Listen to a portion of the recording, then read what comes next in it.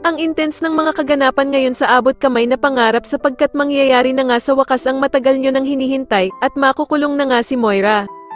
Dito nga ay wala na talagang takas itong si Moira kay Giselle dahil sa susugurin niya nga ito at sisiguraduhin nga daw niyang mabubulok na itong si Moira sa kulungan habang buhay.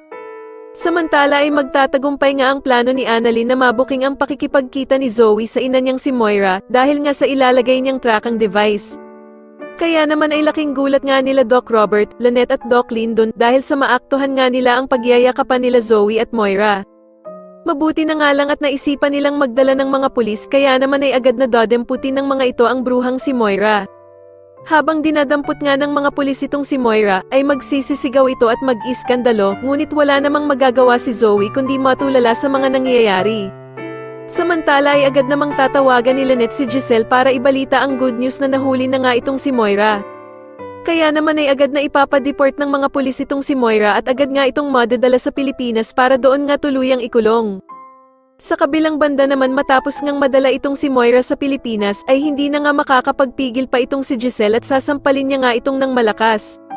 Sasabihin nga ni Giselle na sisiguraduhin niya daw na hindi na makakatakas ang bruhang si Moira at mabubulok na nga daw ito sa bilangguan habang buhay. Magmamatigas naman itong si Moira at magagawa niya pang ang sigawan si Giselle na hindi nga daw siya nasisindak sa mga sampal ni Giselle at pag natanggal nga daw ang mga pusas sa kamay niya ay sisiguraduhin niyang mas malakas pa ang isasampal niya sa mukha ni Giselle. Samantala ay susuhulan nga nitong si Doc Carlos ang abogado ni Dax at sasabihan nga ito na siguraduhin daw na huwag madadamay ang pangalan niya sa kaso ni Dax.